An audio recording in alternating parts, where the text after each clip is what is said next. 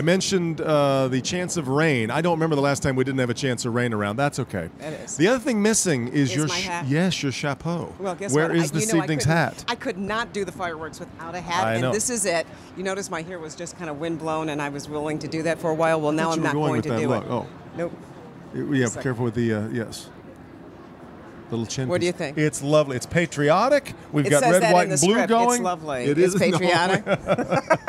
Guess what? The barges are coming down the river just as we're speaking right now. Well, then let's talk about parking for folks who want to come downtown. Because that's very important. In fact, if you're planning to come downtown, here's what you need to know about parking. Parking's available for a fee. That means it's not free at city-owned garages, including Ford Underground on Jefferson, the Joe Louis Arena Garage, Millennium Garage, Premier Garage, and, of course, Grand Circus Park Garage. Happy to tell you that parking meter enforcement is suspended for this evening. You get a break there, but that doesn't mean you get to break all the parking rules. You will get ticketed for parking, say, too close to crosswalks, intersections, stop signs, and you got to be within 15 feet of a fire hydrant. That rule stays in place. And remember, if you'd rather not drive down and mess with all the parking, that's always a choice. Exactly. We are your home for the Ford fireworks. Our live coverage kicks off tonight at 7, and then we'll take a break at 8 for Olympic swimming trials. That's always exciting, and certainly we are going to see some familiar names participating tonight. And then we'll be back right here at 9 o'clock, and let me tell you, you don't want to miss the big fireworks show. They've got this one shell, Devin,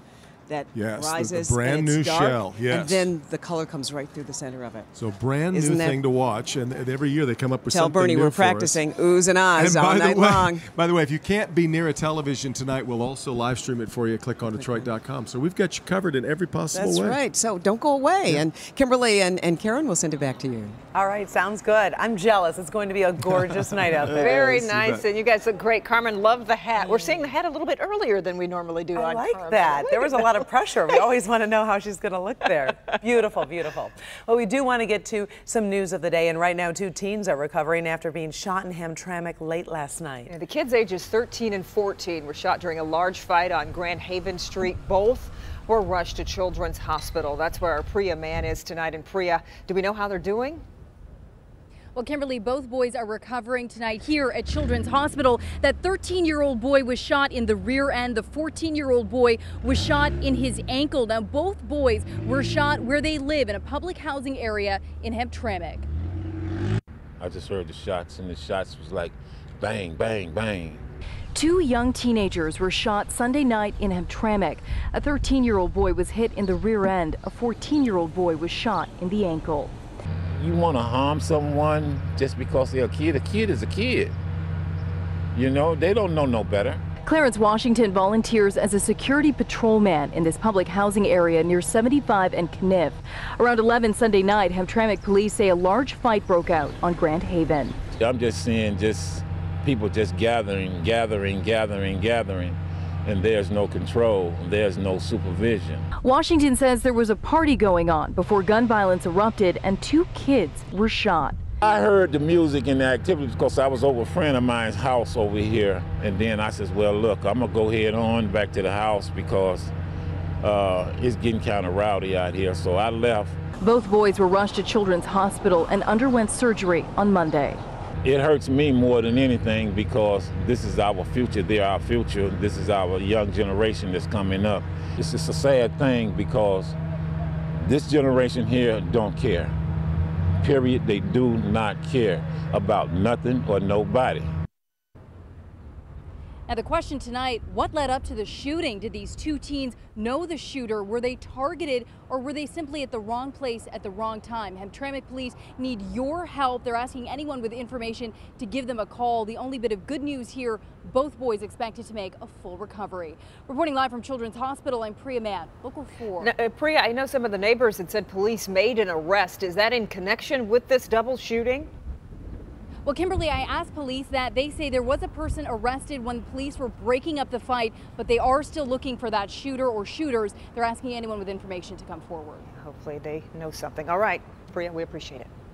Well, a major ruling from the Supreme Court today on abortion. In a 5-3 decision, the court threw out a Texas law that may have been the most restrictive in the country. The law required clinics where abortions are performed to meet the same standards as outpatient surgical centers. Doctors performing the procedures were required to have admitting privileges at a nearby hospital. Justice Stephen Breyer wrote that the law created an undue burden on a woman's constitutional right to have an abortion. Today, women lost.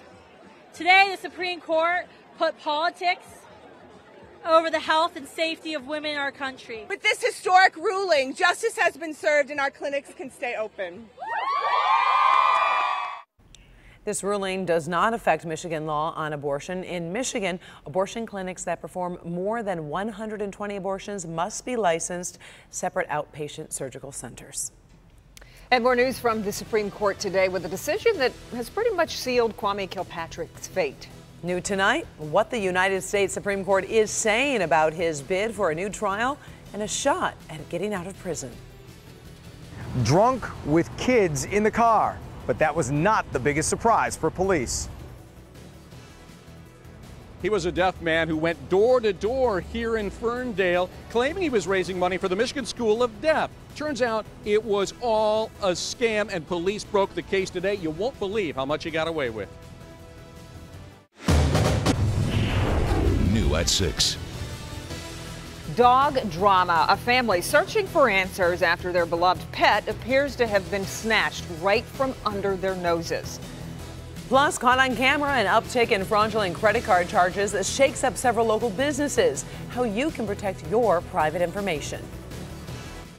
Well, he's a scam artist who used the plight of deaf children as a means to squeeze donations out of trusting people. Well, now he soon will see charges filed against him for fraud. Guy Gordon joins us live from Ferndale, which apparently was a fertile ground for this scam guy. Kimberly, apparently this was a lucrative zone for him because he spent a lot of time here and also up in Royal Oak. We're talking about a 30-year-old man who was, by the way, actually deaf, but investigators say that is the only part of his story that rang true. He was assertive. I mean, he came up and said, I'm for the Michigan School for the Deaf, I'm collecting money, and if you give a donation, and I begged him off.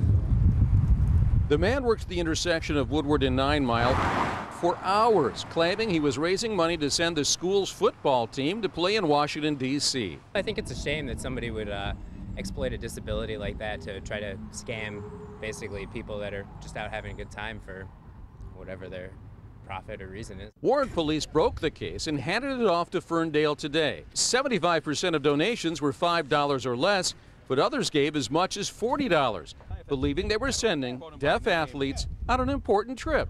This guy was around every day, all day, afternoon, morning. He would go up to tables full of people on the patios outside with his pen and paper, and everyone would just fall for it, you know? The man kept sheets of names and emails of his donors, using them to claim legitimacy. So police had a list of his victims. They've confirmed at least $2,200 in donations and contacted at least 50 who will assist in his prosecution. One replying, quote, "I saw him flip off a driver after I donated to him. I was suspicious. What a jerk." Yeah, not the kind of sign language that he was expecting. Now, Ferndale police received all of Warren's paperwork today. They're going over it right now. Charges are very possible. It would most likely be a 5-year felony. In the meantime, the Michigan School of Deaf, also a victim in this case by having their name used, they say that is not the way they fundraise, and they are not now engaged in any fundraising for some kind of teen football team. We're live from Ferndale. I'm Guy Gordon, Local 4. Kimberly, back to you. Well, Guy, do we know how police caught up with that guy? Interesting case, Kimberly. Yeah, Warren was involved in a case where someone had borrowed a motorcycle from an acquaintance and failed to return it. When they started to investigate it, it led to this man, and they found all those donor sheets were the beginnings of a very strong case. They knew they had their guy. Since then, he's been very forthcoming under questioning, so they're confident they've got a strong case once Ferndale gets a good look at it. Good. We'll go. He won't dupe anybody else out of their money. Okay, Guy, we appreciate it. Nope.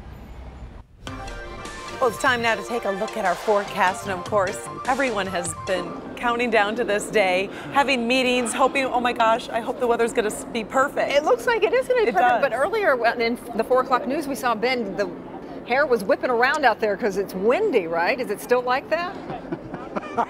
Yeah, well, yeah. I mean, I'm always going to put it in a scrunchie, but it's getting there. I mean, the winds are dying down just a little bit, and of course, the later we get to sunset, the better things are going to be.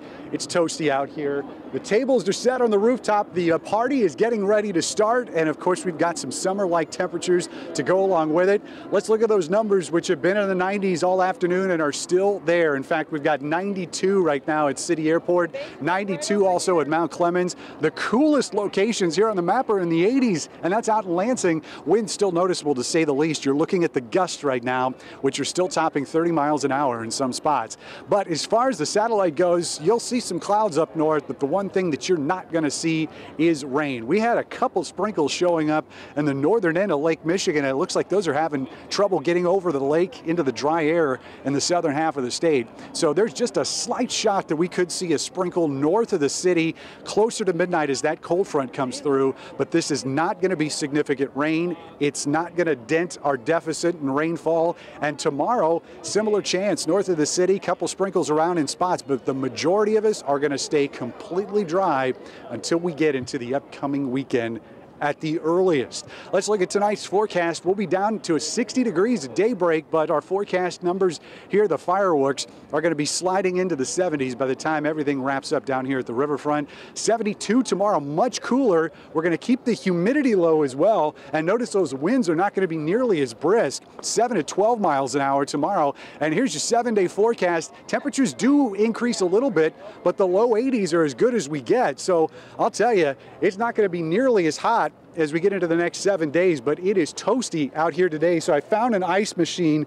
So I think I'm just gonna stick my tuchus in here and maybe keep cool until we get to the fireworks tonight, guys. Back I to like you. that idea. That will work. That's I one way to do guarantee it. Okay, Ben, we appreciate it very much. We'll talk to you a little bit later. Okay, how much is too much when it comes to your teen sleeping in on summer break? What the experts say about when you should get them out of bed, that's all coming up in Good Health. But first, police stop a woman for drunk driving, but it's what she was wearing and who was in the back seat that really raised some eyebrows. Well, tonight we are getting our first look at some startling video of a Lapeer mother accused of being drunk behind the wheel of her car with 2 young children in the back seat. Bloomfield Township Police are just now releasing the video from this incident last Saturday. Our Jason Colthorpe has a closer look. It wasn't long after police came across a disabled Chevy Blazer near I-75 and Adams Road that they smelled alcohol on the driver. But that's not all. The 25-year-old Lapeer woman was only wearing a tank top and underwear and wasn't alone. In the back seat were 2 kids, ages 2 and 3, along with an adult male in the front. Can you normally cross your eyes? Back at the station, she was given a sobriety test and failing. 1003, 1004. Oh. Police also discovered multiple suspensions on her license, a bottle of Xanax in her purse, and, oh, by the way, a previous drunk driving conviction in 2011. She was arrested and is awaiting charges. In Bloomfield Township, Jason Colthorpe, Local 4. All right, Jason. Well, the so-called Brexit, with Britain choosing to exit the European Union, continues to have negative effects in Europe and here in the United States.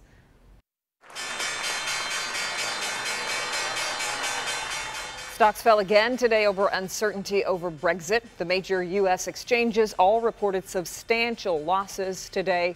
In Britain, outgoing Prime Minister David Cameron campaigned against Brexit, but today told Parliament the country must now unite behind efforts to make a transition, which will not be easy. This should happen sometime in the near future. It was not the result I wanted, nor the outcome that I believe is best for the country I love. But there can be no doubt about the result. Of course, I don't take back what I said about the risks. It is going to be difficult. We've already seen that they're going to be adjusted. Now, Cameron will be stepping down as British Prime Minister. It will be up to a new government to negotiate Britain's separation from the European Union. Well, a White Lake man suspected of drunk driving goes to great lengths to get away from police. A foot chase quickly turned into a water rescue. 45-year-old Theodore Arosha was arraigned on multiple charges. Officers say they stopped him Friday as he was leaving a party store on M59 and Pontiac Lake. But he jumped out of his car and ran. Police caught him. They scuffled a bit. Then Arosha jumped into Pontiac Lake. Police used a neighbor's pontoon boat to arrest him. New at 5:30.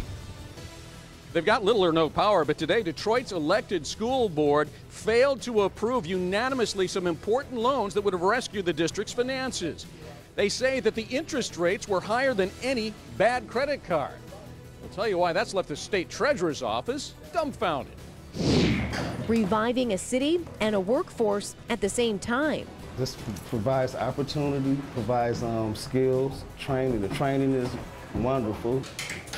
But their hard work benefits you at home too. The story on Local 4.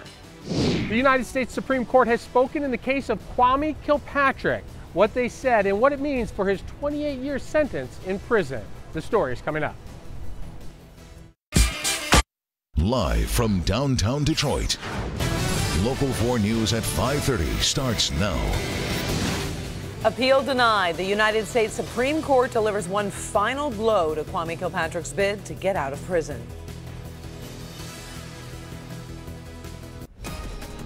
Today, the Supreme Court said they decided to not review the case and rejected Kilpatrick's appeal without comment. So that means Kilpatrick is unlikely to get his 28-year public corruption sentence overturned. So let's get to defender Kevin Dietz. And Kevin, this probably is the last chapter in this case, or is it? Well, I don't think we'll see any last chapter in the Kwame Kilpatrick story anytime soon. But this Supreme Court ruling definitely means that his odds of getting a new trial or getting out of prison anytime soon are next to none. Kwame Kilpatrick will not get a new trial as the United States Supreme Court rejects his appeal without comment. The former Detroit mayor is serving a 28-year sentence for racketeering and fraud, convicted of steering millions of dollars to his contractor buddy, Bobby Ferguson, in a pay-for-play scheme. Ferguson is serving a 20-year sentence. The Kilpatrick era has ended in Detroit, but almost everyone still remembers the bigger-than-life hip-hop mayor and has an opinion on his fall from grace.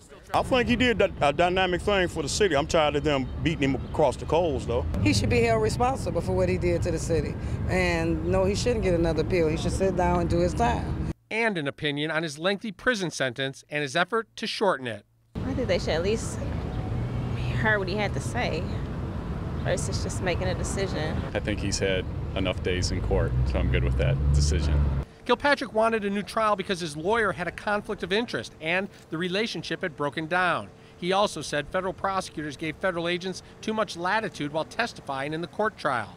The Court of Appeals didn't buy it and the Supreme Court isn't interested. So Kilpatrick's 28-year sentence stands. He's housed in El Reno, Oklahoma federal prison and is scheduled for release in August 2037. So people ask, what about a presidential pardon? Well, the rules are that Kwame Kilpatrick has to serve at least 5 years in prison before he's eligible for a presidential pardon. So if he's going to apply for one, it will not come from President Barack Obama. Kevin Dietz, Defenders. Okay, Kevin, and we know that you're working on another big story for tonight at 11. Tell us about it. Yeah, this is a videotape that the whole town is going to be talking about. This is a Marine veteran who is on video after a traffic stop, and he is squared off against a young police officer from the suburbs. And this traffic stop gets very violent very quick. This Marine, he suffers from PTSD, post-traumatic stress disorder. Let's take a look at that video right now.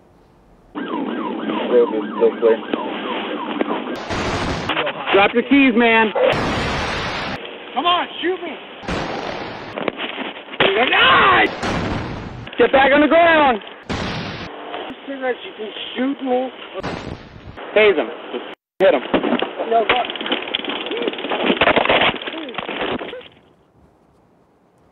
Sometimes there's much more to a video than it just shows right there, and that's the case here. Today is PTSD Awareness Day, and this Marine says he was suffering a flashback during this traffic stop.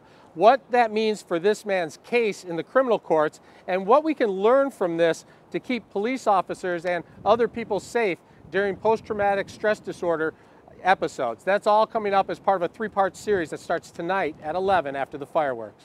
Okay, we look forward to your reports coming up later. Kevin, we appreciate it. Well, the virtually powerless Detroit School Board is making a last-ditch attempt to block the $567 million financial rescue plan passed by Lansing and signed by the governor. This morning, the board rejected its approval of loans critical to funding the transition to a new district. Guy Gordon is live tonight. And Guy, if the district is run by an emergency manager, how can they do this? Well, that's a good question, Karen. But since the Governor Granholm appointed this emergency manager more than 7 years ago, the board does have one power, and that is to approve or reject major debt packages. This rescue package, the emergency loan, falls under that heading. And now they certainly sounded like they were against the rescue package in its totality, but they are using what they call exorbitant interest rates as their justification. He wants us to borrow at a usury rate, a rate that I wouldn't even accept a credit card at. We're talking two loans totaling $385 million in seed money for the new district. One loan carries a rate of 10%, the other 18%, because the district is high risk and its credit rating so poor. It would be irresponsible to borrow at a rate other than the state's preferred rate. And as such, we are questioning and have questioned Judge Rhodes' wisdom. They're also opposed to breaking the district in two, claiming it's merely a device to cover up the state's misdeeds. Shortly after signing the state school budget bill, the governor commented and said he's not concerned. My understanding is we're in a good position. We'll continue to analyze that, but this is a relatively new development, Guy, so we'll take a look at it. But as a practical matter, all information I have is we can move forward the way we have been. By rejecting the loans, the disputed board is legally bound to propose an alternative plan of its own. It must meet the state's obligations, and it must be approved by the state's emergency loan board. If not, the emergency loan board has the option of accepting the original financial package. Now, late today, we talked with the state treasurer's office. They're scratching their head up there. They don't understand what this group is talking about. They say the interest rate is set by the municipal bond rate. That's going to be between 1.5% and 2.5%. The House and Senate fiscal agencies, which reviewed this legislation, looked over it, did not blow any whistles on exorbitant or usurious interest rates. So they're wondering where the elected school board got their information. Perhaps we'll find out on Wednesday when the school board will give us their alternative to the Judge Rhodes and legislative plans. We're live. I'm Guy Gordon, Local 4. Karen, back to you. And obviously, Guy, for parents who are sitting at home, this can be quite overwhelming and confusing. So what is next? And is there a chance perhaps that the district might run out of cash as we try to twist and turn our way through this system? Right. Remember, there was that June 30th deadline we were also concerned about. That comes up in 2 days. That is not an issue now because there was supplemental funding in the legislation. In the meantime, what's going to happen is it's on the state school, this elected school board now. They must come up with an alternative. That will be reviewed by this loan board.